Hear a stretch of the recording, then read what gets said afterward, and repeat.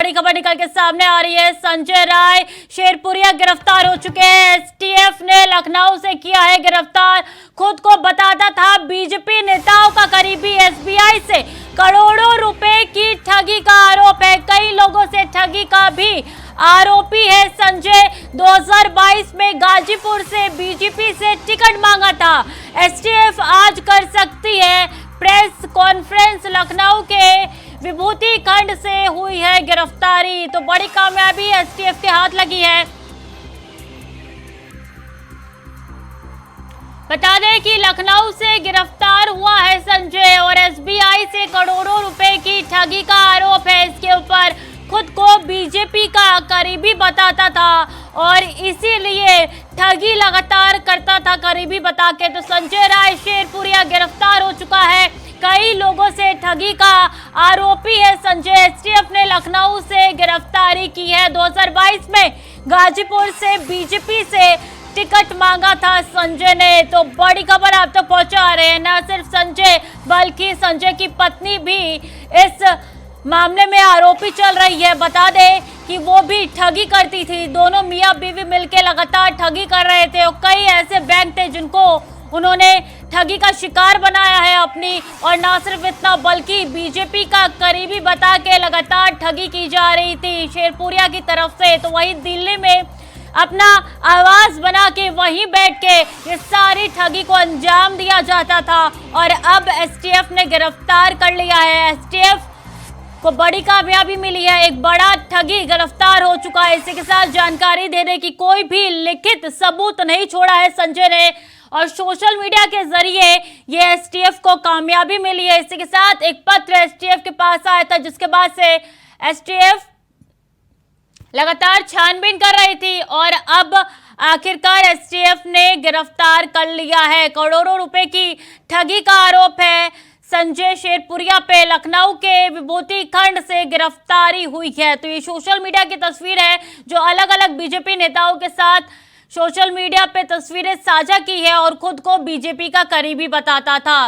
प्रियम पाठक ज्यादा जानकारी के साथ जुड़ चुके हैं। प्रियम, देखिए लखनऊ से एसटीएफ ने गिरफ्तार किया है संजय को।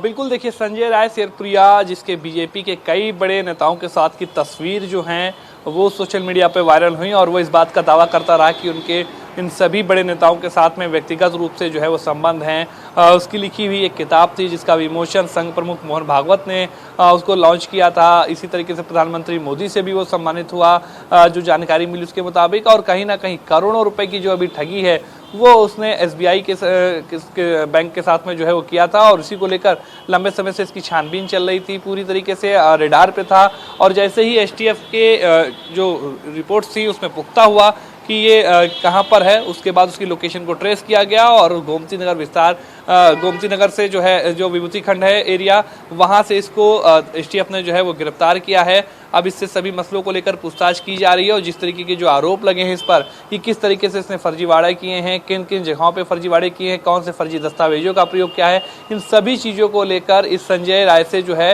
वो फिलहाल अभी यूपी एसटीएफ की जो टीम है वो पूछताछ कर रही है और माना जा रहा है कि जल्दी ही इसको लेकर कई और भी खुलासे हो सकते हैं। किस तरीके से उसने बैंक के साथ में फ्रॉड किए हैं, एक बड़े कह सकते हैं कि अमाउंट को जो है उसने हेरफेर किया और कहीं ना कहीं इसी आरोपों के चलते जो है लंबे समय से रेडार पे था। नेताओं के साथ की जो तस्वीरें इसकी जिस तरीके से सोशल मीडिया पर इसके देखने को मिली हैं, चाहे वो केंद्रीय मंत्री अनुराग ठाकुर हो, किरण रिजिजू हो या फिर अन्य नेताओं के साथ में हो, तो बड़े नेताओं के साथ में तस्वीरों को साझा करके कहीं ना कहीं लोगों को अपने जाल में फंसाता था, उनको भ्रम में लेता था और उसके जरिए ये बड़े फ्रॉड को उसने अंजाम दिया। फिलहाल अभी यूपी एसटीएफ ने इसको गिरफ्तार कर लिया है। देखना होगा आगे इसको लेकर क्या कुछ कार्रवाई की जाती है। जी प्रियम, अपने आप को बीजेपी का करीबी बताता था और यही वजह है कि न सिर्फ संजय बल्कि उसकी पत्नी भी इसमें संलिप्त है और इसी की वजह से लगातार एसटीएफ प्रयास कर रही है कि पत्नी को भी जल्द से जल्द ढूंढा जाए।